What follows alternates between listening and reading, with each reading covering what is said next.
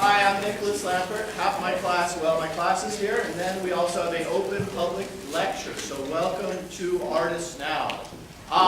Just so you folks know, we had a fantastic series last semester. The fall semester, we have a packed schedule once again for this semester. So keep your eyes up. Seitu Jones from Minneapolis is presenting in 2 weeks.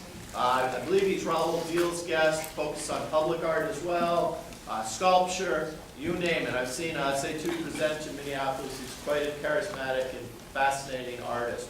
So part of your role, perhaps, is to help us collectively promote the series and to celebrate a public university and a public series. So invite people. Tell folks in the community, other artists, when you graduate, come back.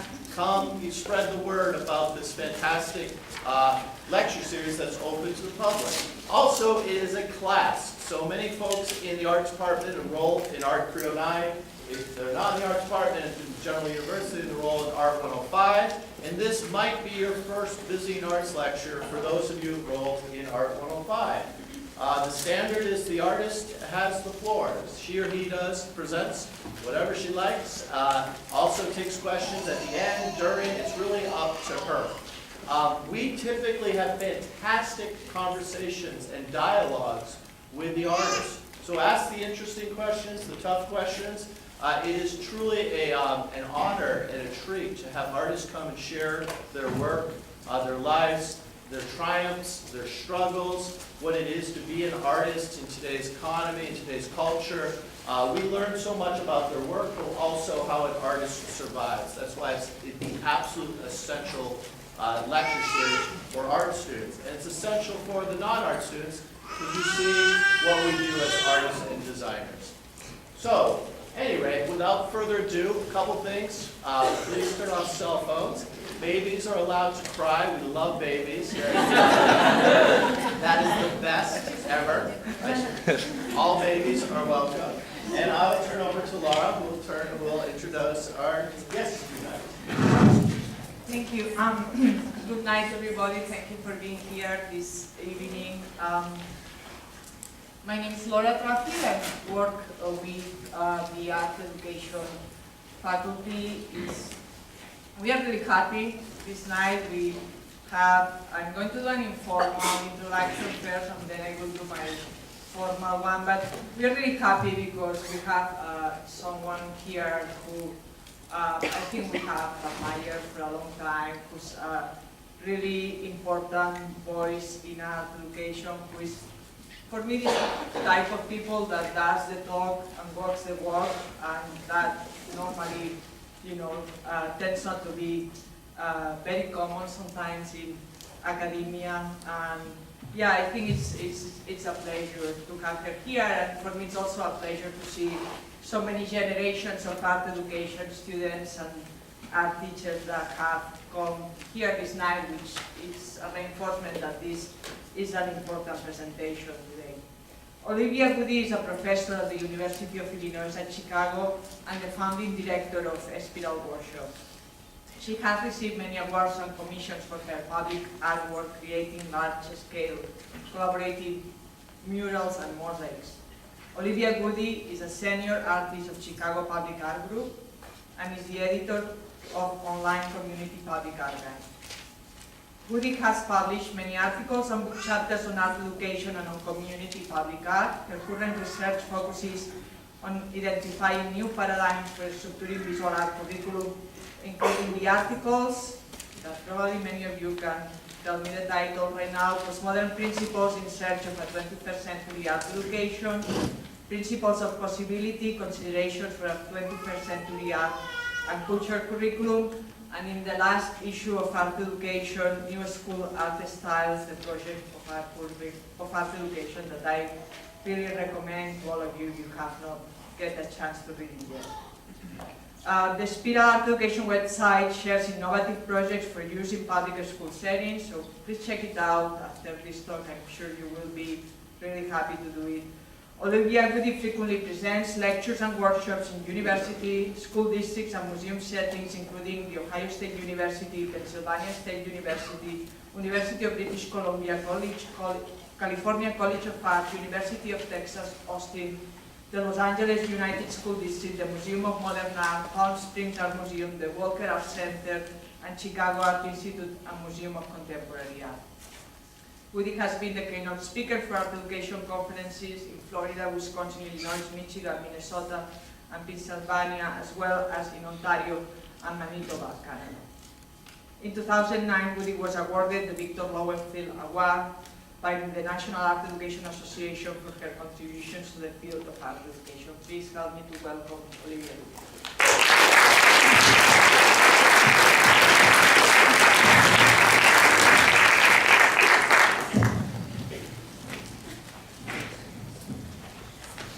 We're switching off microphones, so I have to do all that.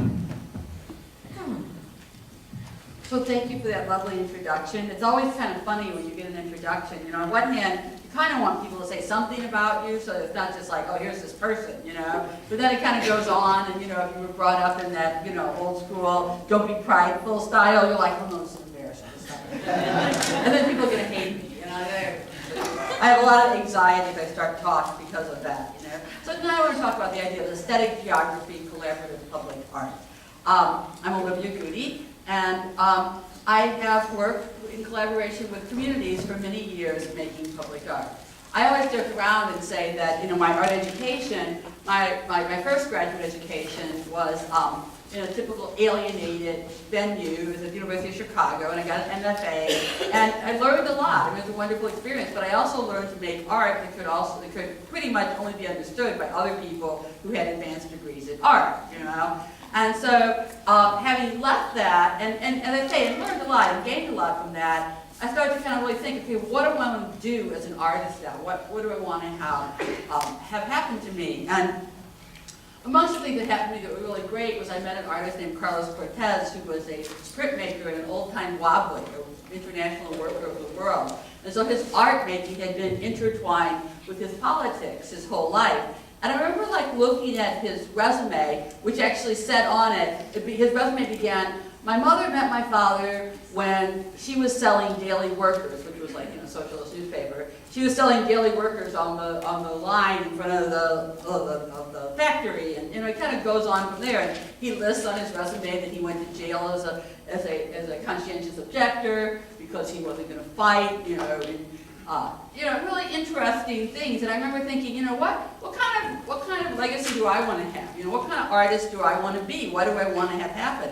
And I decided that one of the things that I really wanted to do in terms of my work was to try to think of a way to make art that somehow felt connected to the places that I come from, which is, you know, I came from St. Louis originally. I was living in Chicago most of my adult life, but from, you know, just the neighborhoods of a big city, you know, an inner city, you know. And what would that mean to do that kind of work?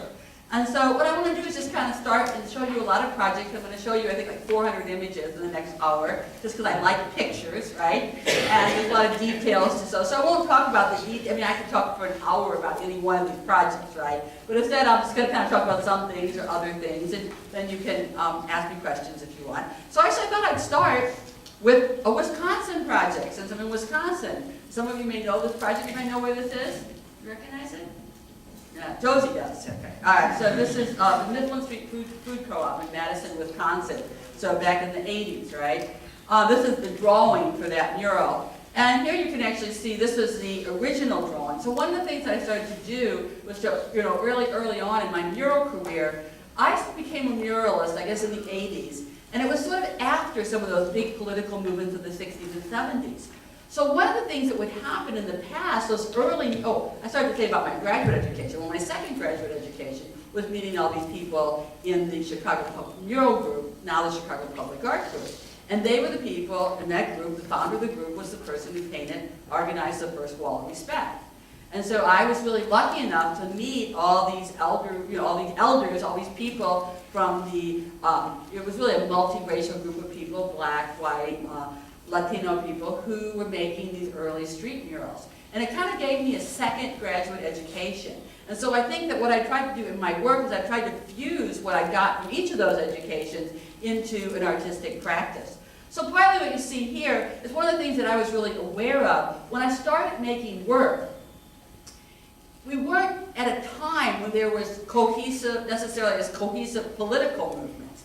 So it used to be back in the day, some of those street murals, they were part of like a very particular movement, and then they could make work kind of out of that movement. But as an artist, I felt that my job in the 80s was to also help to forge consensus, for us to work together as an investigation to figure out. So what you're seeing here is this design, which is all pasted together. The parts that look real white is because they were drawn bigger and then shrunk down. And so part of it became that my work was really based in a collaborative way of working. And so, this collaboration of talking, working, designing together then was fused into, a unified project, which then becomes a wall. So here you can kind of see the first steps when it's on the wall, and sort of as we're going through some of the process of painting. And this is the Mifflin Street Food Co-op. So it was a food co-op that was really dedicated to the idea of the notion of radical, progressive politics related to the politics of food. In that sense, they were very far ahead of their time, and that's like a big issue now, but they were, on that issue from many years ago. So we sort of started with this goddess of life and sort of spreads out this feast of life. And, she has these sort of multiple faces. And then there's like this character who's like a skeleton who's eating money, and he's just sort of recycling money in the money system. There's a fast food guy, who's just just like this sort of idea of all these things that have to do around the idea of food. Including that I realized in a lot of the traditional old socialist murals, the capitalist was this fat guy, right? But I'm from a German family. Everybody was chubby, and so like to me, this notion of like the evil chubby guy just didn't quite work, And so I wanted to more think about this notion of scarcity and poverty, and that was this image and this idea of these fast food companies that in a sense really exploit people both as laborers but also as consumers in terms of the health of the food. And so the mural became, for this particular mural which I did in 1987, we really started to think about this idea of what would it mean to make a painting that's so complicated that people will keep looking at it for years and always see something new. So one of the things that happens too, though, when you work collaboratively is that people want you to do things. And in this case, they wanted us to paint a picture of bulk food. I'm like, bulk food? I just, what? And they're like, yes, we want bulk food. We're like, yeah, okay. And we go back to Chicago and kind of forget to do. I was doing this project with my husband, John Powell, muralist with me. And we're like, yeah, bulk food, sure. And then you come back, what? No bulk food? Oh, I forgot, And finally they just like wrestled us to the ground. We must have bulk food, And so this is the picture of people. But it was interesting. When I was actually there in Madison, living there, and shopping at the co-op, and they didn't have much stuff that was pre-packaged, you started to be really aware of this notion of waste. And so I started to kind of understand that one of the things that happens when you're working collectively is that you really do learn to listen to people and to think about what their issues are.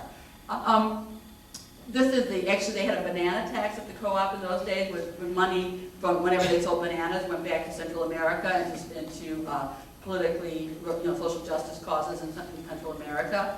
Now the thing is, this co-op had this history of being a center for radical student activism, and we wanted to suggest that, but one of the problems that you always have in murals is that you want to show like really intense historical things, but on the other hand, people don't really want to be bummed out every day when you walk by a mural, right? It's a different kind of practice. So we came up with this idea about the police like beating up the broccoli and arresting it and putting it in, Also in this mural, this was actually a mural that was painted on the co-op originally, Solidarity Forever.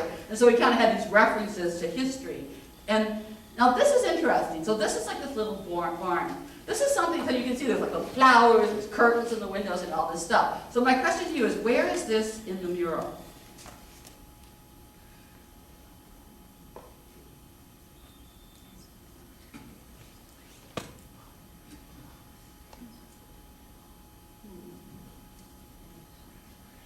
You guys want to take a shot here? I see some people in the back who look like they are pointing. So I go back, look at some clues, like maybe that sort of oval form, So it's right there, right? But that's how little that is. And so one of the things that I really started to develop at this early stage of my mural practice was really understanding that letting people develop different parts of the mural. Like maybe myself, if I had painted that, I just would have made some brushy strokes and it would look kind of cool. But the thing that's so weird is like, people would be walking by, all of a sudden like, oh my God, there's this little house with flowers and everything. And I really love that idea, that you make an artwork that unfolds over time, that has this kind of capacity to continue to draw people in and continue to think about it. So here's another project that I made actually back in 1999, so that's more than 10 years ago, and it's in Northern Illinois University town in DeKalb, Illinois. So this was the wall that they gave us, and they said, oh, this is a great wall, it's the first wall in downtown DeKalb, it'll be fabulous. What's wrong with this wall in terms of painting a mural? Windows, like the windows are like all over the place, like where is there, it's sort of like, oh, I can paint a mural here. You know what I mean? Like but that would look really ugly, right? It'd be like the signs to paint a mural there. How are we going to deal with this? Well, I think we came up with a kind of an interesting solution. And so this mural ends up being, so here we are working on the design of the mural. And again, there are these sort of elaborate community processes. As we develop the designs, one thing we do is really fun. It's like coloring book. You get to, all everybody gets to color the mural and decide what color schemes they'll use, and we use that. So a lot of different techniques.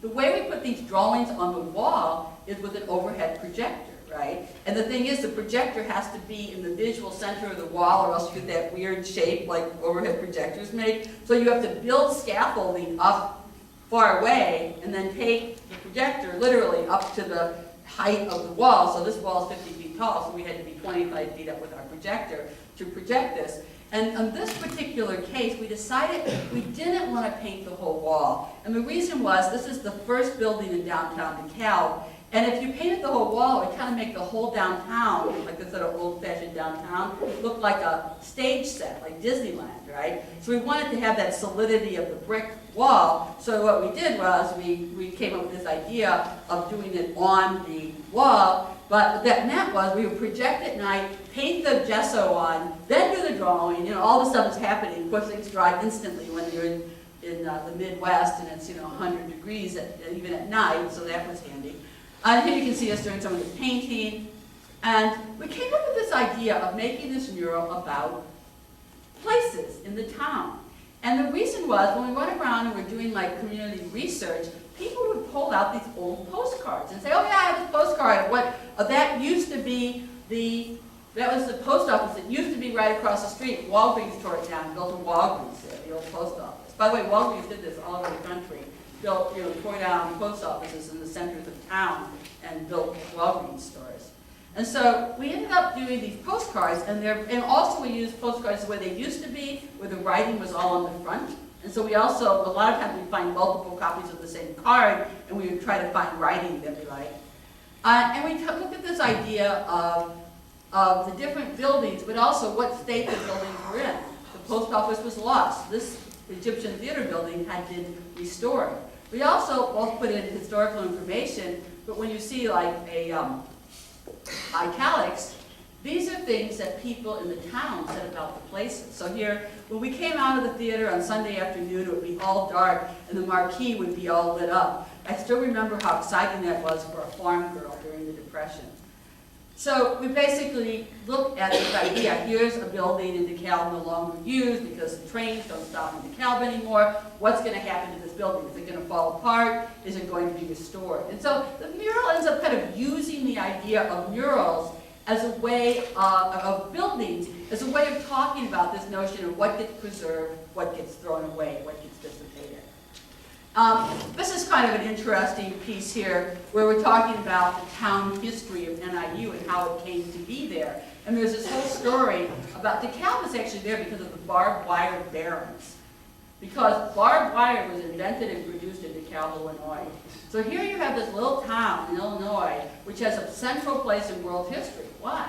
Because barbed wire figured prominently in the way World War I was fought and wars ever after. And also because barbed wire was used to enclose the West and, stop the idea of free ranging in the West. So it's really interesting. And so one of the things that the mural does is also sort of deal with some of that history. The mural of Annie Glidden was the daughter of one of these barbed wire batteries, and she was a very famous figure, just a very well-known figure who was this very kind of interesting, generous woman who was a very kind of prominent figure in the DeKalb area for many years. And she was also plain. And so I really worked hard when I was making the painting of her to keep her looking plain. It's real easy when you're painting to move people's eyes a little bit further apart, make them look prettier, you know, things like that. But I really wanted this idea of this incredibly dignified but plain-looking person. One thing people say often when you actually paint murals in place is that they're really interested to see the painting process. I've had lots of people say to me, I looked at paintings differently ever after because I was part of seeing that evolve and seeing like the underpainting and then seeing how that becomes something else.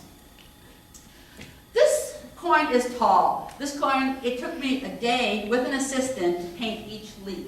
So it's big. It's a big mural.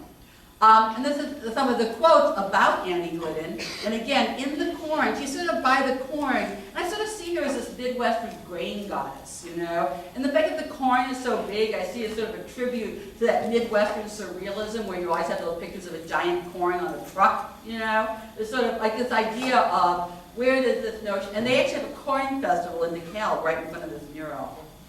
And some of the quotes that people said about her, she was one of the first people I ever heard of who went to ag school. She didn't contribute a lot of money, but she contributed her time and ideas.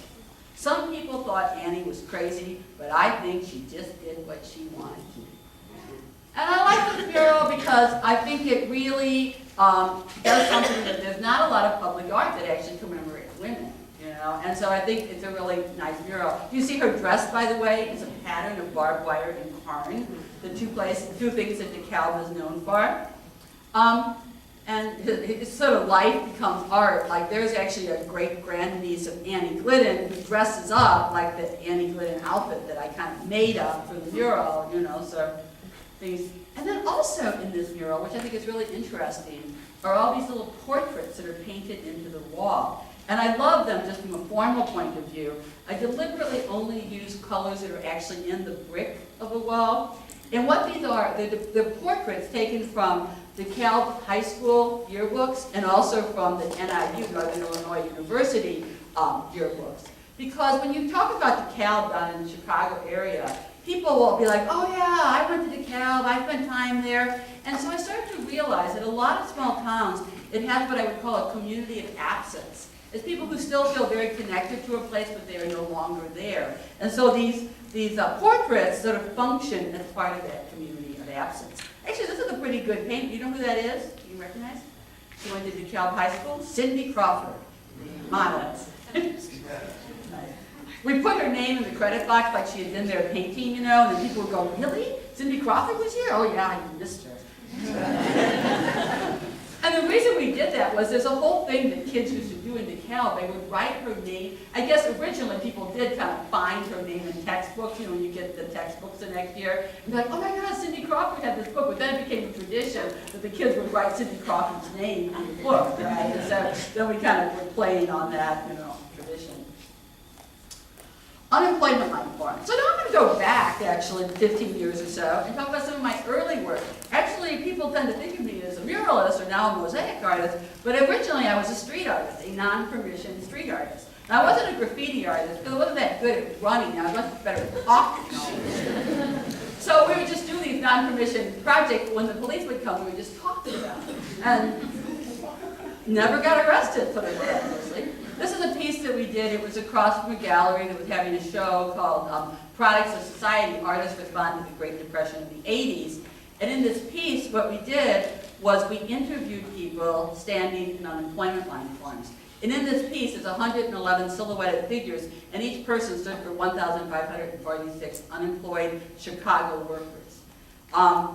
And so what we decided was we would surely get arrested if we spray painted on the sidewalk, so we decided to airbrush the sidewalk, right? So when the police come in, you go, what are you doing? Oh, we're airbrushing the sidewalk. And it's kind of like, what? Kind of creates like a cultural confusion. So here you can see us working. And the pieces, the text, are going out and asking people in unemployment lines, how has being unemployed changed your perceptions of the world? And people talk about, one thing I always remember, someone said, you know, this is the life, what will be the afterlife? What will happen when I don't have unemployment anymore? And this person said, I think it'll all boil down to an uproar. And they're really, doing this project was one of the first of a number of projects I've done that have text involved, and I've really become interested in the poetry of everyday language, you know. And I think about it not as oral history only, but as oral theory. In other words, oral history sort of assumes that what people have is a story to tell. But I think people have more than a story. People have theories to tell. People have ways to think about the world to tell. And that one of the things that community public art can do is create, and I think the new set of social practice art is also sort of part of that, create opportunities for people to actually theorize together about the meaning of their experiences.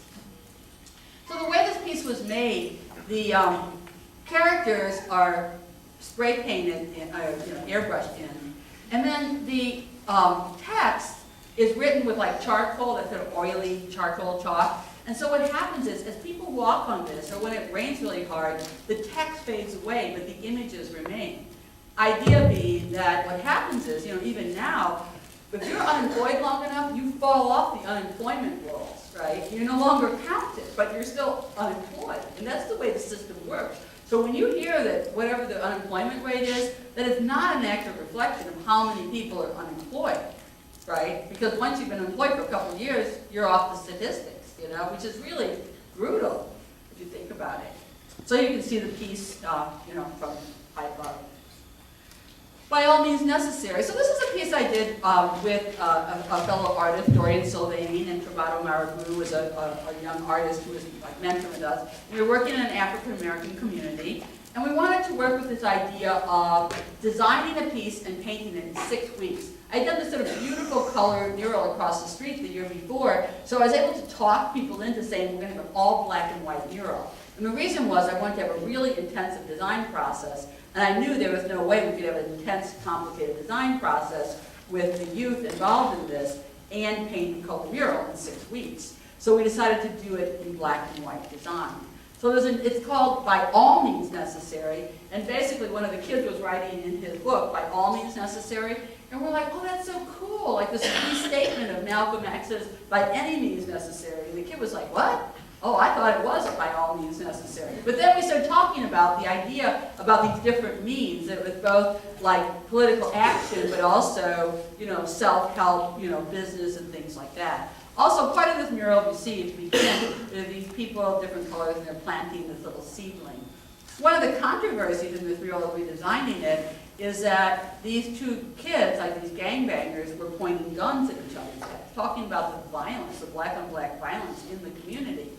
But also, you'll notice there's a guy in a suit handing guns into the community. Sad thing is 20 years later, now this is still an issue. Who is making the money on all these guns that are showing up in urban places? You know, as one of my friends said, black people don't own gun factories, so who is making the profit off of providing the weapons with which are creating such unsafe conditions in urban environments? Well, some of the older people decided that they didn't like the idea of a picture. This is big, that's 14 feet tall. They didn't like the idea of a picture of people pointing guns at each other's heads, you know? And at first we were like, well, I don't know, we were talking about it. And then we decided just to have their hands be playing guns. And I have to say, I think it's a stronger image because of that. And then the idea is they're blindfolded, they take off their blindfolds and they realize that they're actually identical to the same person. You know, this taught me something really important, which is that rather than think when people want you to change something in art, just having like a big crybaby immature artist fit, you might actually be in dialogue and figure out what it is you're trying to say, what it is people are hearing, and how you can work together to evolve a better communication, right? And I think that so much of the way art schools are set up, it's like, we have to have freedom, you know? And you're like, well, yeah, I do believe in freedom of expression, but I also believe that artists could be more collaborative and in connection with the communities with which they work. So it's just a bunch of different. This is Mr. Condon, by the way. That was kind of controversial with the elders in the community center too. Mr. Condon is 6 feet tall, you got to realize. And he's looking in the window and he's sad because this is the high school students, you know, riff on this. He is sad because these two are kissing and they're about to have unsafe sex. the little cat is disgusted by the fact that they're not. And on the TV, instead of this person saying a wedding, he's saying a funeral, you know. So again, this is the dawn of the AIDS crisis, and we're, you know, thinking about, you know, what are the different issues that people face, you know. And then one of the images that I like at the beginning of the mural, and at the end of the mural, there's this tree, and there was a lot of kids on site at this place, not just the 12 students painting with us. And so everybody designed these different leaves. And I really like this idea of community art. It's really thinking about this collective energy that comes together that then creates something bigger than any one person could create.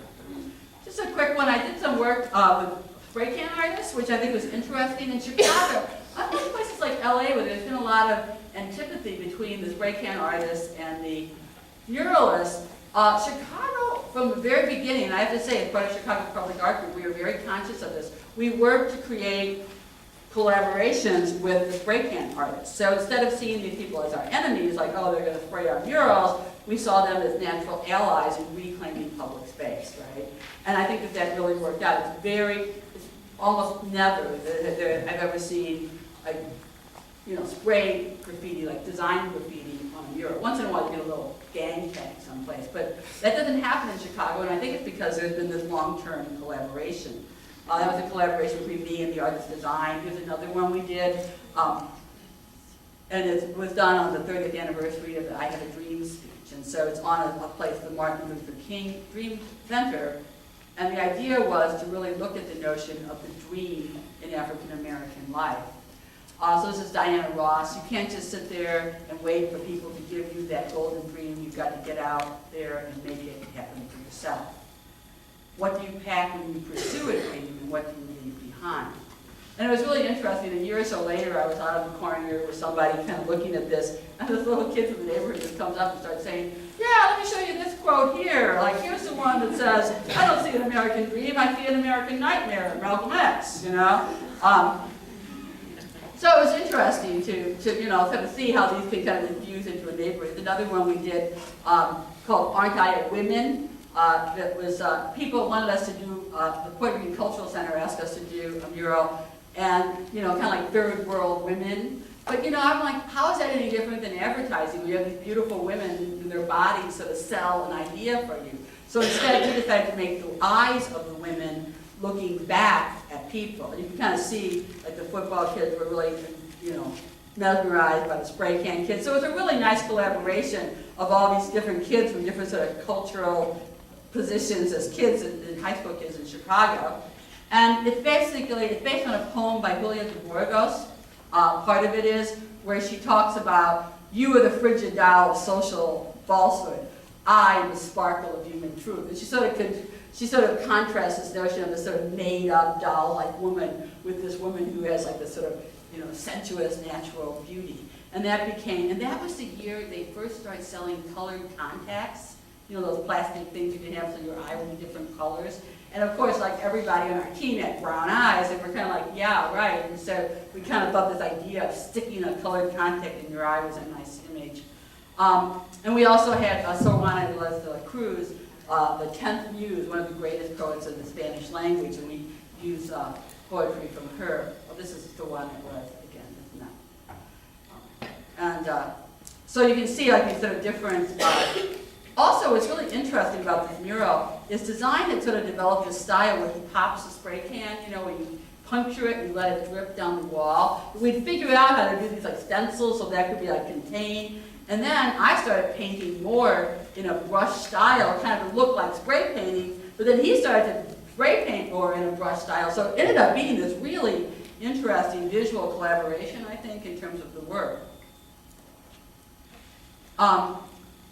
How are you called from home? So now, kind of to a completely different thing. I think that one of the things that an artist who sees themselves as a community-based artist has to be able to do is also to kind of figure out how to be part of different kinds of communities. And as I say, I'm definitely an urban girl, but in this case, I was invited to do a mural in Valmeyer, Illinois, which is a really small town across from St. Louis in southern Illinois. So this is part of the mural that we made. It's in the community library. And the mural was about the idea of this town. And we had a middle school group, a high school group, a fourth grade group, and and adults from the community were like volunteers involved in designing this piece. And all sorts of people got involved in different aspects of this.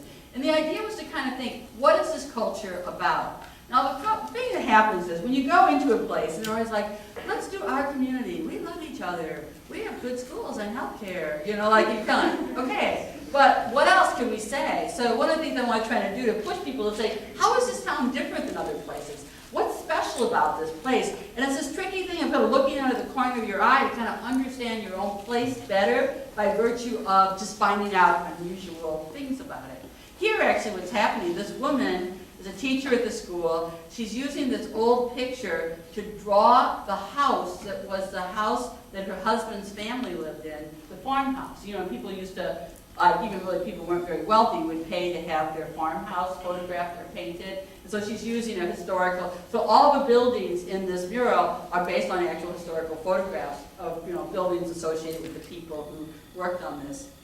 Now this mural, okay, so I'm actually kind of a gullible person. I mean, I don't know why, because I'm pretty smart, but I'm pretty gullible too.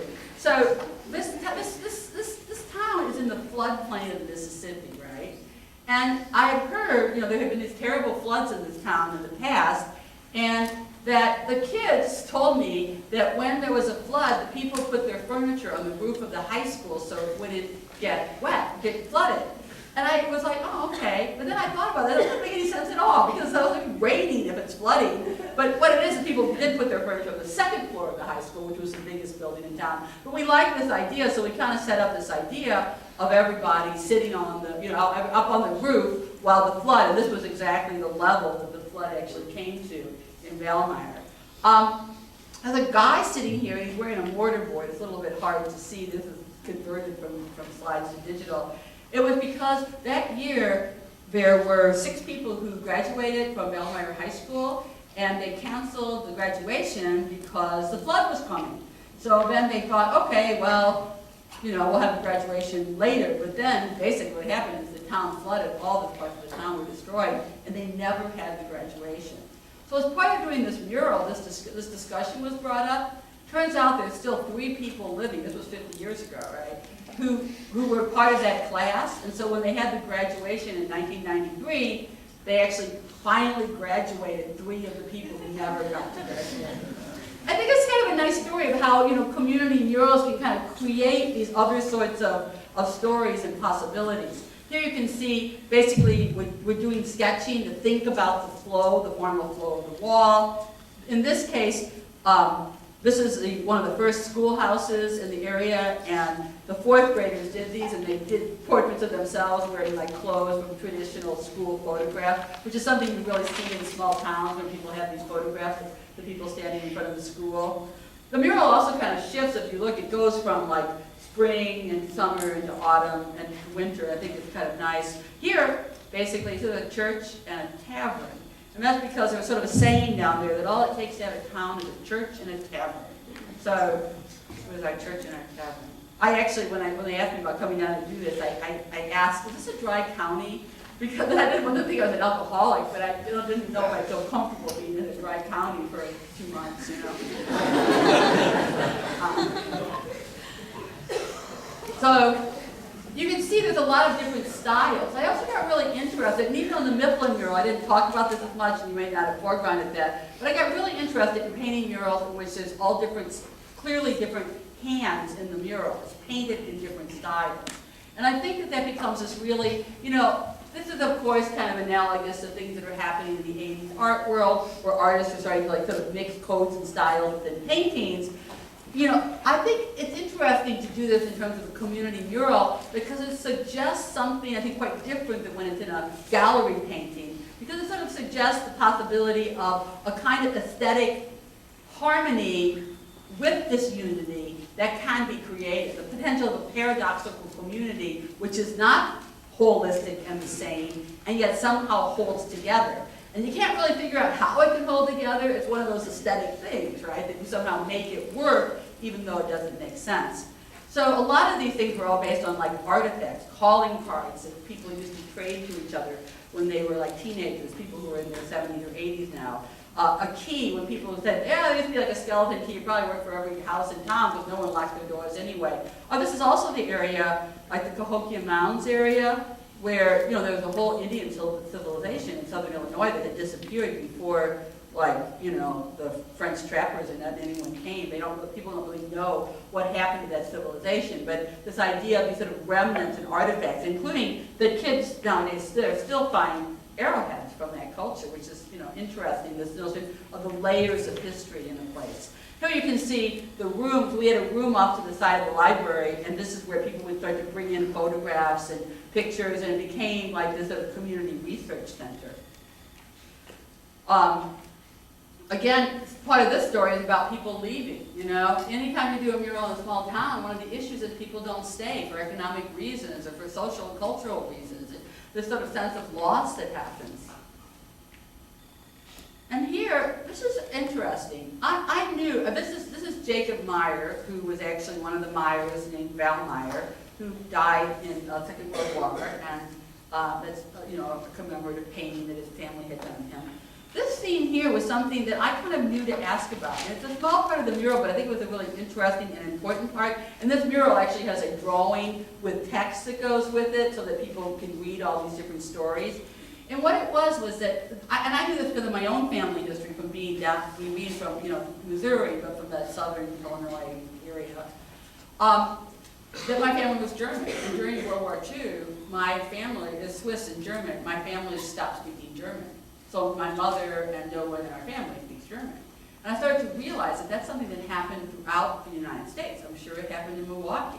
That people, to prove that they were good Americans, stopped speaking German.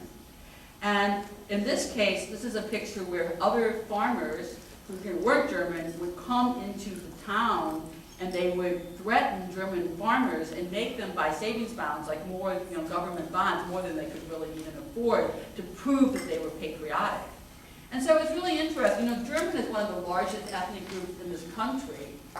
But, you sometimes wonder if this sort of anti-bilingualism, this sort of part of the threat of America, really has to do with this sort of huge, unprocessed psychic wound, which is that all these people who gave up speaking the German language when it was a big cultural thing, right? They gave it up to prove that they were Americans, both once in World War I and then again in World War II.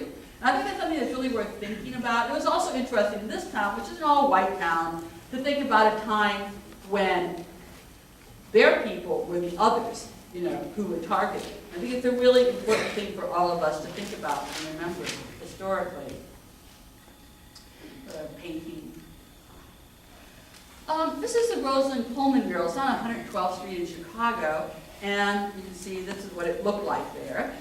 So one of the things I'm just really interested in is what we do with abandoned spaces, And so this is a mural. I lived in Pullman at the time, the neighborhood Rosalind. There used to be all sorts of things like the Rosalind Pullman Sports Organization and the Rosalind Pullman Social Club, and that had ended. Rosalind was largely a black neighborhood. Pullman was a white neighborhood with some Mexican American people. So we decided to do community organizing, and we actually got people together from both sides of the tracks, and we got people to work on designing this mural. We decided that, I'm very interested in the work of Paulo Freire, and who's a Brazilian educator. And Freire says that in terms of our thinking about the world, there are such things as limit situations. In other words, you say, I can't go beyond that. So for John and I, what we recognized as a limit situation was that in our life as artists, we were in this very multiracial world. But in south side of Chicago, Chicago's one of the most apartheid, segregated cities in the country, right? It was like, here's the white neighborhood, here's the black neighborhood. That's the limit. Literally, there's a limit. There's a train track between us. And what Paulo Freire says is, the place where you think possibility ends, the limit, is really the place where possibility can begin. And so his recommendation to people as progressive educators, and I think this is true for us as artists, is you go to the limit and you create what Freire calls a limit act. And that limit act doesn't make the limit go away, but what it does is it pushes at that boundary. It makes it more permeable, pushes it out. So for us, our limit act was to say, you know what, we're going to organize from both sides of the tracks. found a young artist, Marcus Aquilana, who was always really interested in becoming a muralist, who was in Chicago to be at the School of the Art Institute, and together we worked on community organizing and created this mural. We got all sorts of people involved. This is Phil Coran, who's one of the jazz greats of Chicago, who lived in Roseland and who participated. And so one of the things that happened in terms of doing the research on this mural is we started to find out things that were just really interesting. This is Eugene Debs, who was the leader of the American Railway Union. Pullman, you've heard of Pullman cars, right? You know, the fancy train cars. Well, this was the town of Pullman originally. Well, Eugene Debs was a person who had led the Pullman strike, which was very famous. It was the first national strike in the history of the world. People come to Pullman all the time all over the world to see this labor history place. And Debs, after the strike, said that he just did not see that there could be justice for working people under capitalism as it was organized. So he founded the American Socialist Party. So I was just hearing that, like, Milwaukee's had a number of socialist mayors over the years, right? So there's a tradition, you know, progressive tradition of saying, can't we at least imagine some other kind of social organization? Can't we push those boundaries? Well, this is A. Philip Randolph. He is the person who actually organized the big march on Washington where King gave his I Have a Dream speech. He was the leader of the Brotherhood of Sleeping Car Porters because most of the people who worked on the sleeping cars were black men. But he also knew, even though he's much younger than Eugene Debs, knew Eugene Debs when he was a young man, he was an old man. And there's quotes of him talking about it and saying that Debs was the person who most understood what a socialist system of economic justice, what spiritual difference that would make in people's lives. Like how spiritually debilitating it is to turn your face away from seeing people who are really in desperate need. And just, that's just the way it is, you know. So what was fascinating for me was learning that there are progressive histories of interracial organizing, of people working together, that we didn't necessarily get, you know, as part of our lives, part of the history that we get, and that that's really important.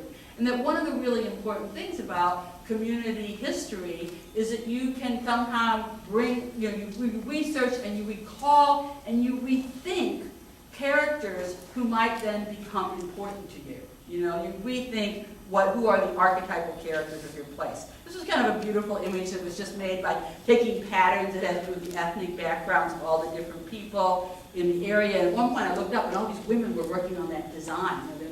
And it was like they were making a quilt. I started to think about this idea that people have so much craft energy. Look at all those Michaels all over the place, right? It's really important to think about how can we take that kind of desire that people have to make things, and instead of having people make weird, ugly little things that end up just getting thrown away, you know, couldn't we work collaboratively to make amazing collective things, you know? And I think that's a really important role that artists can play, which is to think about how to harness that desire to create for social good. This was a mural that I made on an underpass in Hyde Park, and I made it. Why did I make this mural? What started it? I made it because the National Endowment for the Arts used to actually give grants to individual artists to do progressive experimental projects. If you think that things are better now, you're wrong. This used to be a more culturally rich country before right-wing forces shut down some of the most progressive programs of the National Endowment for the Arts. And we want these programs, right? We want them for communities and we want them for artists. So that's one of the reasons I was able to make this, because I was able to sort of make this fantasy project because I didn't have to get a lot of local funding. Well, this project did actually start a lot of other people wanting text murals. What I did for this project is I stood on the corner and I asked people as they walked by, where are you coming from, where are you going? And I set the rule for myself, I had to talk to everybody who walked by. I didn't talk to children. I think I was tired of talking to children. I've been a teacher my whole life, you know. So I decided I would just talk to adults. And I'd ask them, and I set the rule, I couldn't like not talk to somebody because I thought they seemed off-putting or scary in any way, right? I just had to talk to everybody, at least ask them. And I'm really good at talking to people, and so most people would talk to me, and then I would record what they say, take their picture, and then that became the mural. So when you're at this mural, it's kind of like if you were at a train station, and you could suddenly hear the thoughts of people. And they're talking about different things, you know. I was thinking about it coming down the street. I was thinking I was happy. You know, I really don't have any problems with the world. My children are all out of college and grown. They're all doing well. I'm doing what I like to do. My time is my own. I'm not taking orders from anybody. Basically, that's what it's all about. So this woman is happy, you know. And so people are talking about some of these different stories. And they're talking about, sometimes they answer the question literally, sometimes they answer it metaphorically, sometimes they answer it spiritually. Like these two are really characters. Okay, so this woman's walking along in Hyde Park and she's saying, I feel such joy as I walk through the streets. I'm back here, I'm in school for a second career, I'm in the seminary. It's just like so amazing to be here. And this woman is saying, where I'm an economist, graduating real soon and going to get out of here, living in the real world, getting away from this cloistered environment. I'm going to, you know, I'm going to miss up there like north side Chicago. I'm not going to miss down here. It's depressing. And she goes on, and then she starts talking about how she felt like that mural across the street. There was an old mural across the street that had like, you know, interracial children together, and she's like, I hate that. You know, she's like totally like, ah. And it really was interesting, like the different ways that people experience places, right? Yeah, I went back and restored this mural 17 years later, and it was interesting because I would get reports from people. Some of the same people came up, actually, they're still around, yeah. But I got reports on her, guess what? She works for the International Monetary Fund. Yeah. And so, you know, and here's a kid talking about, I'm a young person, I'm just trying to struggle and survive in the world, and just live the American dream, just step by step struggle of going from being small and not having any success to success. And he's sort of talking about this whole issue. Now, one of the things that happened to me on this project, it was one of the great gifts of my life. I was standing there painting one day, and this, you know, young African-American man comes by and he says, whoa, this is an interesting mural. You know, when I grew up, there was this mural where these white people and these black people got together, and they decided to, like, make a mural together. And I was so surprised when I was a child because it was like, wow, people can do this, da-da-da. And of course, that was the Rosa Pullman mural that I had painted. You know, what a gift, you know, to like hear that, and this kid was not involved in that project, you know, but his cousin or somebody was, but he saw the project. And for him, it was like really different. And made me sort of realize that, you know, Paulo Freire talks about the idea of themes. And I think one of the themes in our society is that artists don't have power. This feeling of powerlessness. The feeling of all of us, not just artists, but others, that we don't really have cultural power. The power is held by the media. The power is held by the people who own these sort of means of production. But, you know, I really do think that that is actually maybe one of the biggest myths of all. We don't have power. You know, and that the idea that, you know, doing an act, making a piece that someone sees, and then the person carries that with them their whole life as an image of different possibility, is really a very strong thing. And you can think about in your life, you know, some of the very kind of slight, small things that might have actually really affected you.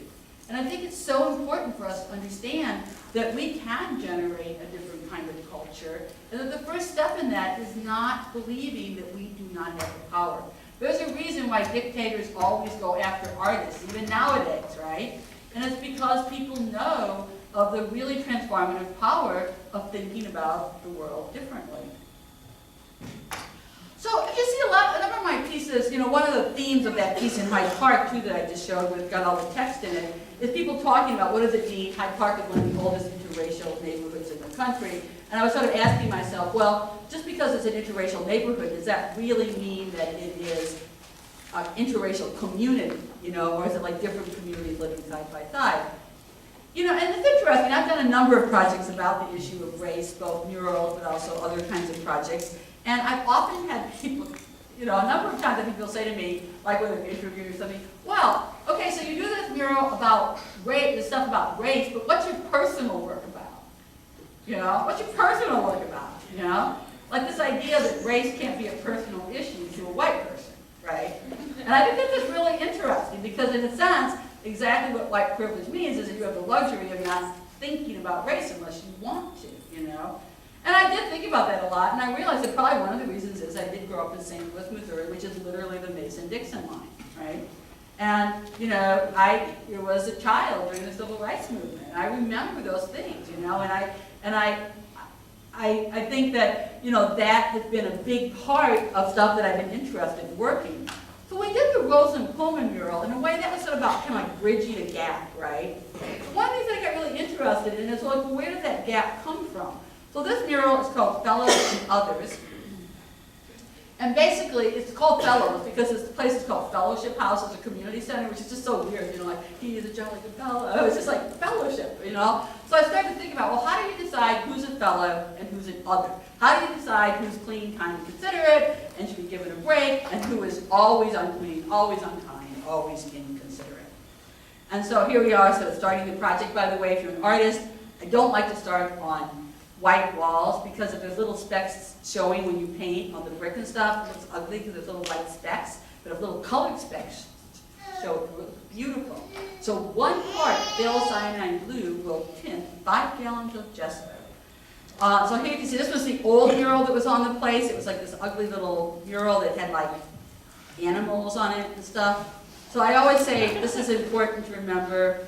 Don't paint murals in somebody else's neighborhood that you would not want in your neighborhood. Don't be the people who come in and go, oh, we'll paint a mural on this urban space in 3 days and then walk away, right? So don't do that. So one of the things we wanted to do, actually, the whole space is a community center. We wanted to make use of the whole space. Here's some of the designs that people worked on, trying to think about how we could utilize it. Again, it's the window problem, right? What are we going to do with all these windows? I think we came up with a really interesting solution. So we're kind of going through the painting. So the mural ends up being about the idea of, let's say, who's a fellow and who's an other. Why do people pick a person to pick on? Why do people pick a people to pick on? And one of the core parts of this, and we worked with middle school kids, high school kids, and adults in the area, and we did these exercises, you know, like fellow and other exercises. And it basically was based on the idea of talking about these people and those people. So what we would kind of say is, like, you know, okay, don't say who people are talking about, like the black people or the Latino people or whatever. But have you ever heard people say, oh, those people do this? And we start to make lists of those people. You know, those people drink too much. Those people don't work. Those people don't take nice care of their houses. Those people have junky cars.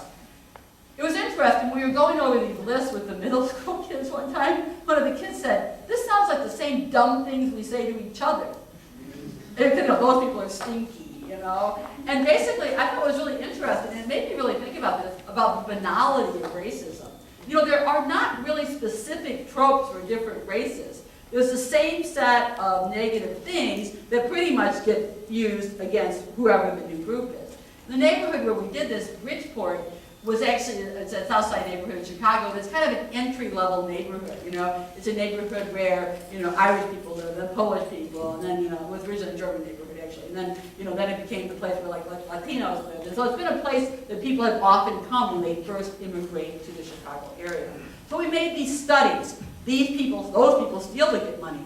These people are willing to work hard. Those people should be locked up forever. These people just need a second chance. You know, sort of this whole sort of idea about how people organize their minds and these people. And then, you know, this is a quote from an African-American woman who works there. Did you ever hear someone say, you're okay, we're okay, but watch out for those people? Like, you're a good black person, but watch out for those other black people. You know, like this sort of trope of racism. And it's always this these people, those people. So one of the things I've learned in life that I can share with you is if anyone ever starts to say to you, you know, those people, just cut them off. You're not going to like what they're going to say, right? Because that language is such a language of othering. And so we designed these things originally like in colored construction paper and, you know, black construction paper. And then, you know, they became, you know, these people take care of their houses, those people have junky houses, these people drink socially, those people are always drunks. You know, this was a really crazy one.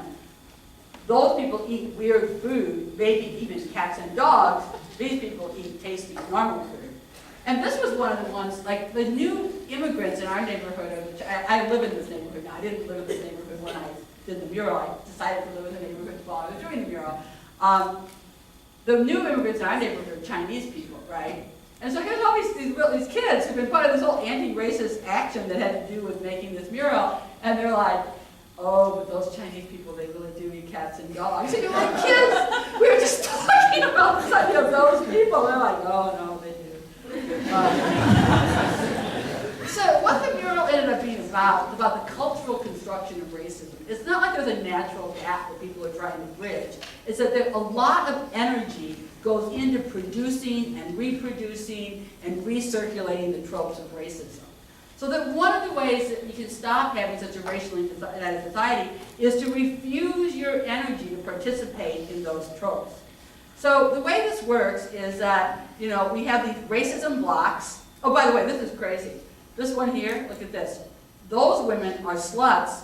These women have self-control. But actually, what the person actually said was, what the kid actually said was, those women are sluts, these women are tight. No, but he meant like the, you know, words that I'm putting out. They're like, you know. And you're like, you guys, you notice here that both sides are negative? Like, what's the deal here, you know? And that generated a really interesting story. And there's actually some other references in this piece about gender as being part of the these people, those people, fellows and others. So the idea is that there's these racism blocks, and people don't even really look at other people sometimes. They just take one of these racism blocks, they put it in their head, and they use it to project onto other people. So one of the challenges of making this mural, it's on a community center. We wanted it to be happy. We wanted it to be about a serious issue like racism. So one of the things that's kind of crazy about it does look kind of colorful and fun, right? But when you start reading the text and looking at it, it's got a much more complicated message. Including there's all these cute little kids who are at the center who are painted on the mural, and they all wear these suits that ask fellow or other. And I think it really points out to the absurdity of people looking at these children and like, you're an other. You're a kid we don't have to worry about if your schools are falling apart, if you're getting breakfast or whatever. You know, the sort of way that we, even with very young children, use this language. People treat you, this is actually part of a public housing unit, the community center. People treat you like an other if you live in public housing. We have this whole conversation about kids who would say, what happens when you go to some black girl's house and then the parents find out you live in, Bridgeport Homes. What does that mean? They also did these self-concept studies. And I have to tell you, I have worked with urban kids my entire life. I mean, I was an urban kid, and then I started working with urban kids, right?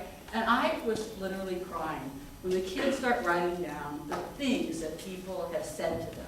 Just start listing the kind of stuff that people say to them in communities. And we start talking about the relationship of negativity and the kinds of negativity that is directed at young people just routinely, One place where the police say to the kids, get back where you belong, like get out of the neighborhood, go back to the projects, Some other things, this is kind of interesting here, where we talk about, one day, one of the kids came in, and she didn't have her ponytail that she always had, and it was because they were checking for lice, And so we were sort of talking about how what happens with hair, and whether you have lice is like one of the, you're an other, like when people get lice, like, middle class people, they're always like, this can't be happening to my family, that's what happens to those people. Go back. So one of the end projects is aliens. And the aliens are one-eyed, one-armed aliens, and they're looking at these people. This is based on some photographs from workshops we do with the second graders. And the people are always either confronting each other in this angry way, or they're ignoring each other.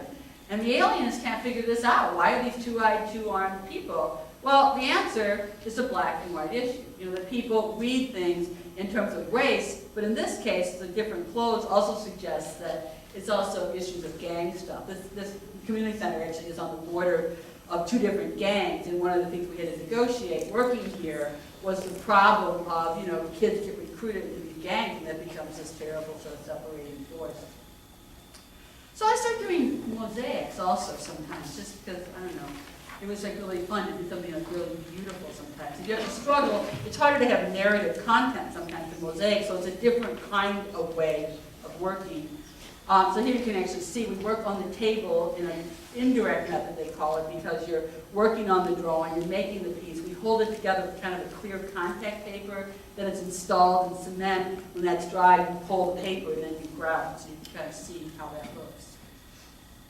And again, I like doing this a lot. I mean, mosaics are really interesting because they can work to frame into a building. And so I think that, in the United States, we kind of have this habit of either destroying things or think we have to preserve them exactly the way they are. Where like in Europe, a lot of buildings were built, they were added to, they were changed, and at some point you say, oh, this is perfect, we're not going to change it, right?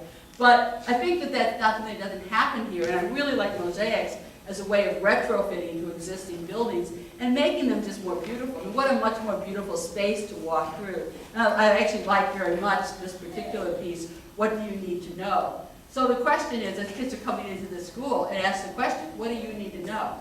Not like, what are we going to teach you to meet the standards or to pass the standardized test? What do you need to know to live and prosper, And you'll notice that the letters are all kind of taken out of magazines, the Walgreens W, right? The idea of taking this sort of very temporary medium of collage and this sort of hodgepodge of found printing, turning it into like an important statement, and then making that in mosaic, which is I always tell the kids when I'm telling them why their mosaic work should be so good.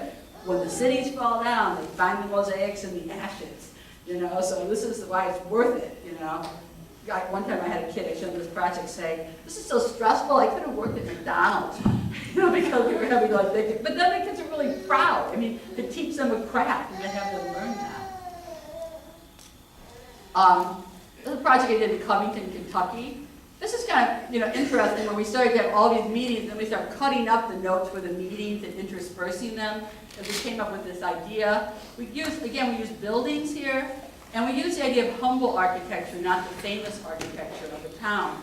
And fourth graders and also adults all over worked on all over the city, this little city, worked on making houses that were like houses that they remembered living in or still lived in. And then I had all these houses, and there was no way that the fourth graders, well, summer programs were over anyway because of the schedule, but there's no way the fourth graders could have done the really delicate painting of multiple layers of underpainting and glaze to make these things beautiful. And we're like, oh my God, we've got like hundreds of these things. And so I heard of this group called the Dixie Porcelain Painters. So I went to the Dixie Porcelain Painters and I said, I know you play porcelain and all this, but we were thinking maybe you might want to come and be part of this public art project. And I have to say, I was doing that thing where your heart is like pounding, you're afraid they're going to say, like, get the hell out of here, And you're like, okay. And they're like listening, and they asked me some technical questions about the painting and stuff, And then I was like, well, do you think? And then they asked me about the neighborhood, which was horrible. They were like crack dealers on the corner. And I'm like, you know what? We're going to be painting during the day. Really, the crack dealers are not interested in us. They really aren't. And they're like, yeah, that's probably true. We were in an old hardware store, and so they're like, and I'm like, well, and they're like, yeah, we'll come. So one morning, here they show up, like 15 Dixie porcelain painters, and became a part of the project. And then many of them stayed to actually also create more clay houses and then to train in the mosaic process too. So it's a sort of wonderful thing. So I had everything from like punked out kids with black fingernails, the kind of southern gothic kids, and the Dixie porcelain painters, and all sorts of people involved in the design of this project. And the idea was as a representation of the town. And we use this notion again of text, and kind of like maybe almost like a surrealist pairing of text.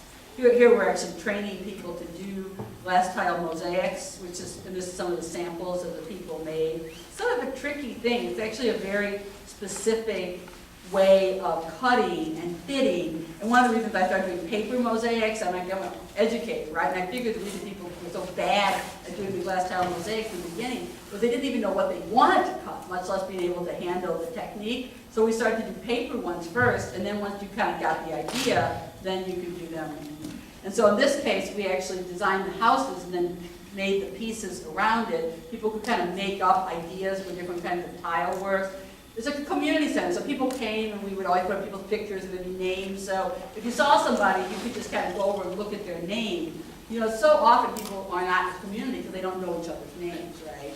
And so the possibility of just being able to say, oh yeah, I've seen that person around town. Oh, that's Josh. Okay, and people start knowing each other's names, start forming different kinds of connections and friendships. Started having a food table where people would come and like put out food for other people. Started having, as the winter came on, people started bringing plants to trade and seeds. You can see we're doing the same thing when we're working with the idea of, these were all phrases that were taken from these different community meetings, and now they're being made up in this sort of notion of collage. And then different people get to color them, to come up with the color schemes. So it's the idea of watch out for your neighbor. It was funny, one person at one point said, you know, I just realized what that's like, watch out for your neighbor, not just watch out for your neighbor. We're like, yeah, we kind of do that, you know. This idea of, you know, dynamic history, why just sit? Somebody was saying that he was out doing like cleanup and doing stuff in the neighborhood, and there's other people was going like, oh yeah, nice. They're like, why just sit? Why don't you be part of it? Why don't you be part of building? And one of the things I really love about the Mosaic, it has this notion of how will we grow? And so a lot of times, you know, murals have like these kind of like nouns or verbs in them, but we decided to focus on adverbs, you know. Look, we're going to grow, we're going to change, but the question is, how are we going to grow? None of us can actually know what that process is going to result in, but we can think about the ways in which we want that process to happen. So that became the how will we grow? Spontaneously, peacefully, inclusively, mindfully, pragmatically, enthusiastically, famously, respectfully, willingly. You know, really trying to think about this idea of a commitment to a process. And then here's the pieces as they're made, and you can see, I think it's just interesting to see the difference between how something looks when it's just held together by plastic and once it's installed and grounded. Work, color scheme. Have this big showing of the pieces. We couldn't get them installed right away because the concrete wasn't ready. Don't try this project at home, kids, unless you don't make this your first project. This was actually very tricky to install because we've got two different levels. We actually had to lay a bed of cement, cut into the cement so we could put the mosaic, the ceramic houses. It was tricky. And actually the person who I brought the tile installer from Chicago was like totally pissed off when he first saw it, when he got there and he saw what we were doing, because it was like, this is insane, this will take forever.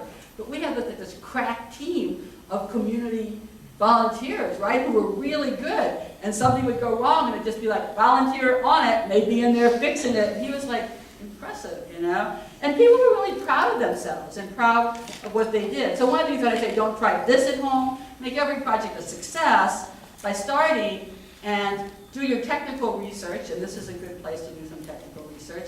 Develop a core group with high quality skills, consult local professionals when you're doing things like mosaics and murals to make sure that your technique is right, and then, you know, build up to that grand project. By the way, this lady here, Betty, she lied to us. She told us at the end of the project, she had told us, she lied to us and told us that she was 72.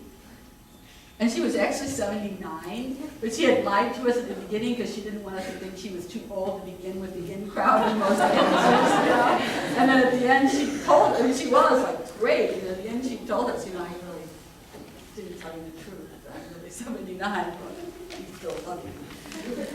Yeah. So, yeah, so you can see some of the work as we're going through the process of restoring this. And it has to do with all just little things like, this is actually the two sides of Covington, Kentucky, which is right there on the edge of Appalachia. There's the German side, which is all like, put that out in the trash, get rid of it. And then there's the Appalachia side, which is like, oh, we'll just keep it. We might want to use it later, you know? But, and we go through the seasons.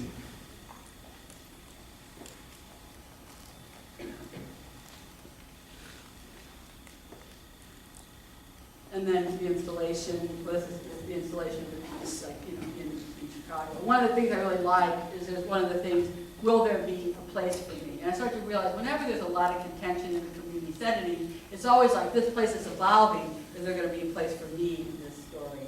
And then the answer, I think, has to be, yeah, you belong here. You have a place at this table, you have a place at this site. And I'm just going to flip through real quickly. This is a public art project that they commissioned in the middle of winter, and it had to be designed like within 2 months. And so I decided to make it about the community gardens of North Lawndale, a temporary public art farm.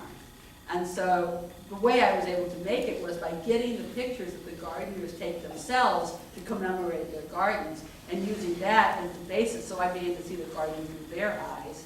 You can see it's an intergenerational workshop. I've really gotten excited about intergenerational work where you have people at different ages sitting down together. It doesn't usually work to have children there because, I mean, I know it's not funny, but like people, like older people especially, do not want to deal with like 9-year-olds, right? But anybody, I consider anybody an adult who's 13 and up, you know?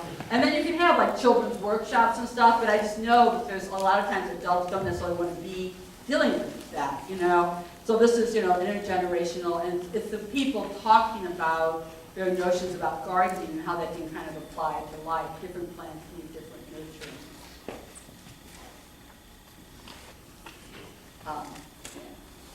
I love this idea of perception. Person said they were looking out at this, you know, vacant lot where people had been working, and at first she thought they were weeds, but then she realized that they were a wildflower patch, you know. So it's both changing the environment, but it's also changing your way of looking at it.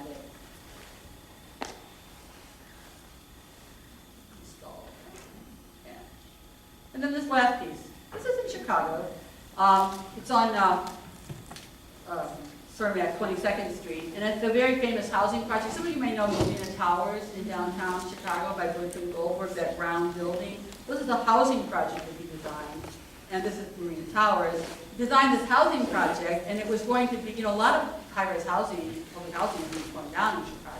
But this was one that was refurbished, and people were going to be living in it again. It's a senior building. This was the senior building, and that's, so they wanted to do a piece that was kind of part of rethinking this. So part of being there was doing just studies about the landscape, this famous landscape, the famous architecture that most of the residents didn't really know anything about. Working with the idea of place, and so here's some of the seniors. And this housing project is seniors, African American seniors, and Chinese seniors, basically, which is really with an interesting gathering. And we're doing pieces about the idea of place. And so this is about, you know, living in DeKalb Gardens, another housing project years ago, or about rooms. And so people are kind of using the memory of a place a senior used to live before they had to give up their home and move to, you know, housing. Josie and I were just talking about this, you know. This is a story a senior did about when she got her first pair of skates and told her father she could skate, and immediately went out and cut herself because she didn't know how to skate at all. So again, it's also the idea about space, like how warnings, social warnings create space, like warnings like don't hit or don't do this.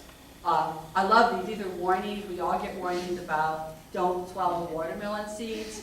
And what was fascinating was the teenagers on this project were white, Chinese, black, and Mexican kids. And people in different cultures say that, like, don't eat watermelon seeds, it'll grow out of your mouth. Don't eat watermelon seeds, it'll grow out of your ears. There's like a whole cultural difference about where the watermelon seeds grow. And then we also found out really interesting things, like it's very impolite when you're a Chinese person, Asian person, to put your chopsticks sticking up like that in your bowl. And this is one about how they tell kids, Chinese parents tell their kids, for every grain of rice you leave in the bowl, your future spouse will have a blemish. So it's just really interesting, and so this whole piece is about how warnings, there's a whole set about gender warnings, you know, appropriate behavior. This was made by an older Chinese woman, you know, remembering being told you don't need to go to school, you don't need an education, you're in this job only to take care of your family. And this is a person who's like this, you know, 78-year-old Chinese woman making this piece about this. So here we are at this community show. There's this whole discussion about space and social spaces and discursive spaces. We're also, you know, talking about getting to know the area of building apartments where we are. This was kind of great. This was, you know, because this is such a nice, quiet area with green around it, there's all these bunnies that live there. And so this was a thing about bunny sightings, where you can put places where you've seen, you know, groups of rabbits frolicking, which was really fun. Who was Bertrand Goldberg? Who was this architect who designed the space? Who was Raymond Hilliard? Why did this place get named after him? Actually, it turns out this should have been Adlai Stevenson Center. Because when this was built, even it was built with this idea of internationalism and to be a multiracial housing project. But this guy, Raymond Hilliard, died, who had been the chief of social work services in the Cook County area. And they named it after him. He's somebody who had actually busted the social workers union in New York, and then basically came and was using the same sort of anti-labor tactics in Chicago. And some of the seniors were like, damn it, we should change the name of this place. It's like, yeah. Anyway, but that was just kind of interesting to reclaim some of this history. So this is actually this sort of beautiful place, but it looks beautiful, but it's not very fun to be in there because it's just sort of cold concrete or hot concrete. So we decided to do these pieces that would be in this original historic space. It's not actually changing the historic space because it's not attached to the space, you know, so it meets historic preservation guidelines. But again, it's just no sort of accruing interesting things. So we designed these forms, and then there's pieces on the forms. And we basically looked at the idea, what happened in the years from 1963 to 1966, the years in which Hilliard was designed and built. And this piece ends up being a meditation on the concept of modernist architecture and the dreams of modernism, and maybe the notion that it's not necessarily, you know, the dreams of modernism didn't quite work out, right? But also maybe it's premature to give up on the dreams of modernism as sort of one of our ideas. So we looked at what are some of the things that happened. Head Start was founded, Medicare was founded, the March on Washington happened, the Civil Rights Movement kicks off. All these different things happened during those years, a sort of belief in social possibility. And so the Mosaic, the piece, becomes about that. Again, you know, it's funny how technologies change. This is a gigantic printout of concentric circles, which allowed us to do this amazing concentric mosaic work in this old-fashioned technique, but it'd be really hard to draw all the concentric circle guidelines, and so it's interesting how new technologies really influence old technologies. And you can see, so here we're planning this out, figuring out where they're going to go, be installed. We are installing, just checking to see if the cement is sticky enough. We have to always peel this contact paper off, which is very delicate work, but if you're kind of OCD, it's kind of fun, you know, so most people actually really enjoy participating in this. So this is a piece, actually, one of the things that was really interesting was the connection that came up between the civil rights movement and immigration law. And one of the reasons that all the Chinese people who are living there now, who are seniors, are even in the country, is because during that year, in 1965, it was a time when there was a new Immigration Act where for the first time the U.S. did not have racial quotas that discriminated against Asian people in coming into the country. And so it was really interesting to have this conversation between, you know, black seniors and Asian seniors about how the legacy of the civil rights movement actually deeply affected both communities. So this is the signing of that famous bill. This all got really cool mosaic work in it. I could spend the whole time just talking about the mosaic work, which is great. And the idea was that it would create places where people could sit and start talking to each other. This is the March on Washington. The pieces are deliberately designed so you can't look at them from any one side. So you have to circulate around them and to be involved. They also, from up high in the apartments, you can see all these spots of color, but from close up, there's like these details that are in the, you know, in the same color faces. So this is a dragon designed by one of the seniors that we put in. There's lots of like detail. And the words are all drawn from Bertrand Goldberg's writing. And one of the things he said was, an incomplete process is a really good need. And this was, you know, the founding of Head Start, which happened in those years. So we're thinking about, there was a sense of social possibility in those years, and can we reclaim that sense of social possibility? And I have to say, this was during the first Obama election. I think there was this way in which we're like cutting tile, and almost like we're like ritualistically saying, please, let there be another kind of America, you know? Thought you'd be interested. This is the drawing that we use as a structure then for being able to do the mosaic work. So here's that little bear I showed at the very beginning. It's all held together by lots of contact paper because it's so detailed, and then this is what it looks like when it's installed. We can build whatever we think. I mean, that's one important idea for us all to remember. We can build what we can think. And that, you know, doing that, building things in that way, really creates a kind of social possibility. It creates spaces where people can come together, spaces where people can relate to each other, and spaces where people can actually then envision other kinds of possibilities. So thank you for your attention.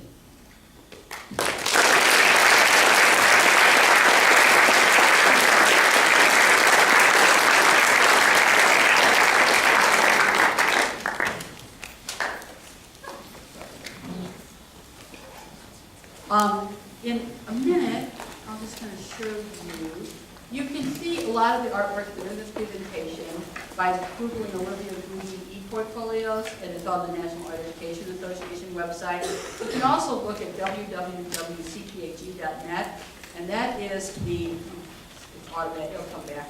And that is a community public art guide, which is really where I was the editor of it. We tried to get other artists to write. It's kind of a summary of about 35 years of organizing and technical ideas about doing mural, mosaic, sculptures in public settings. So if you're interested in actually making things, that's a really great place to look up information. You know? So yeah, so good. So that'll be there for you to look at in case you want to check things out. So questions, thoughts, comments?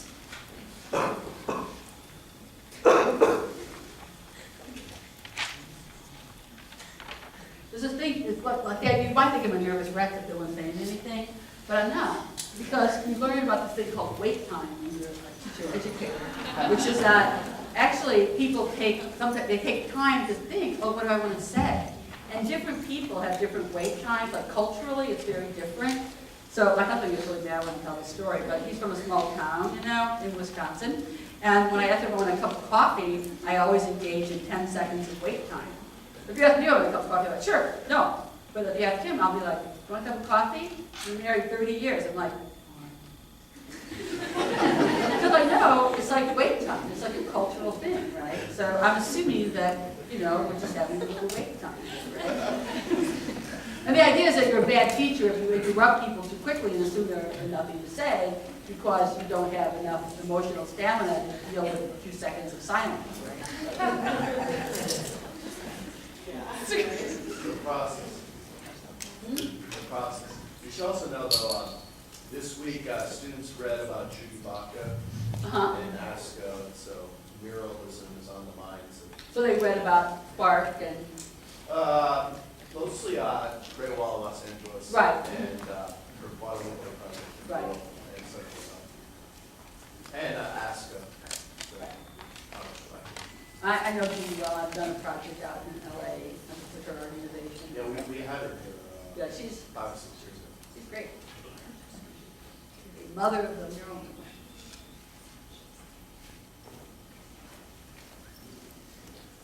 Next student over there. Yeah, I'm not sorry. You mentioned in there is in your speech about the question of you reflecting on race within yourself, and that's when you jump into talking about the civil rights and whatnot. Does you being not somebody of color affect their perception of you and like being able to open up to you maybe? Well, I think, you know, whoever you are affects people's perceptions of you, you know. I mean, you know, and obviously I've thought a lot about what does it mean to be a white artist, a white educator, you know, sometimes working in communities of color. I mean, actually, what I was sort of saying is I think especially more and more nowadays, I mean, sort of the issue is if you're somebody who dropped in from outer space into this community, are you a long-term part of the community? And one of the advantages that I always had as I started doing community mural work in Chicago is that I belonged to this group, Chicago Mural Group, Chicago Public Art Group, which had been around, you know, since the 60s, late 60s, right? And so I had that connection. Also being then connected, I mean, I live in the city, you know, and also, you know, you're connected to a whole bunch of other people, grassroots community organizers, organizations. So I think a lot of it, you know, I mean, people want to be perceived as being, they want to be trusted, but then you need to be trustworthy. And partly I think it has to do, I mean, I'm not saying it's always easy, but I think it has to do with your identification with various ways of being in the world. And I think the one thing that, you know, rightly so, people can be suspicious of, are you somebody who wants to come in and, you know, be down with the people, but then you're going to go off and be a white person when you feel like it, you know? Who has that kind of privilege and that disconnect. And I have to say, I mean, I actually wrote this article about this, you know, what does it mean, you know, to be a white, anti-racist artist educator. And I really kind of tried to trace my own sense of feeling really bad that I wasn't black, because what kind of work I wanted to do, you know, I wanted to be a person of color.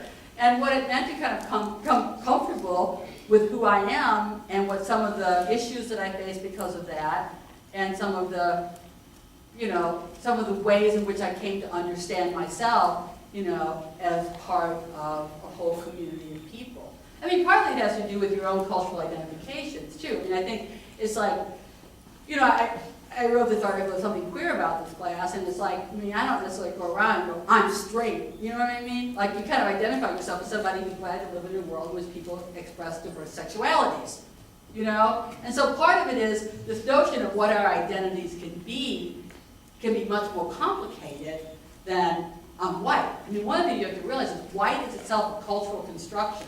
Where my ancestors came over in the 20s from Switzerland, the mountains of Switzerland, you know, they're white. They're just like these poor people who lived up in the mountain, you know, and then they show up and they're like, oh, you're white in America, okay. You know, so you have to understand this idea about how the notion of whiteness itself is this homogeneous category is also a cultural construction, and part of your work as a cultural worker is to deconstruct that category for yourself. And there's been a lot of interesting scholarship on that. There's a wonderful book called How the Irish Became White. So if any of you are Irish, read that, you know, to sort of understand. And for me, I'll tell you, the day I had that awakening was I was back in the days of the beginning of the environmental movement, stop it too, and don't have more kids, you know. And I was reading this thing about Margaret Sanger, who was one of these great women who, you know, had birth control movement and everything. But Margaret Sanger is saying, you know, we really have to have birth control because these women are having all these children, and it's going to be these immigrant women, and it's going to be a genetic swing in the population for less intelligent people. And I'm like, yeah. And then I look at this and I'm like, she's talking about my people, you know? And it was an arresting moment for me when I was 20 years old to realize what did it mean to be the target of that discourse of racism. You know, being from a family which, you know, all my brothers and sisters have master's degrees at least now, you know, and we were already well on the way to that when I read this. But I was like, it made me realize how much you can be caught up in these racist tropes. And your question is whether or not you identify with that. You know, I think people can kind of tell whether you're in it for the long haul or whether you just sort of dropping in, you know. Other thoughts? Can anybody here imagine being a muralist? Huh? Yeah? How do you find projects, or how do projects find you, and what are you working on now? Actually, right now, I'm doing something so tedious. I'm actually working on I'm doing a lot of work in the field of art education right now. And one of the things that I'm doing right now, and I'm spending a lot of time on this year, is I'm on the visual arts writing team for the new National Core Art Standards. And I'm like, why am I doing this? And it's because I really felt like it was, I mean, I'm interested in space, you know? And I really felt like it was really important in this thing, which is going to affect all sorts of students in schools for the next 15 years, to fight for discursive space. You know, to fight for space for people who are cool art teachers and cultural workers to do interesting things in schools. So that's like my focus right now. And I feel kind of sad, but I really made the decision. I've always been a political artist, and I decided the most politically efficacious thing I could do was to put aside some of that work for a couple of years and focus on the field of art education and how I'd gotten to a point where I think it can really affect some of these policy things which will affect the field, you know. At the same time, actually, you know what I am just going to do? It looks like next summer, if we raise money and I'm going to go back, there's another section of wall and where we come from, where we're going mural. I'm actually going to add to that mural, which is going to be really interesting. Will you approach it the same way, where you talk to people on the street? Yeah, One of the things I already, you know how that mural's got all these people riding bikes and stuff in the background? I've already, when I was down there restoring the mural a couple of years ago, after 17 years, you know, it was interesting how it's a different place because, you know, in the past, people would be walking by, you could talk to them. Now, they're talking to their cell phone, you know. Plus, even occasionally when I was there at the mural, I could check my email on my phone. And so it was so crazy.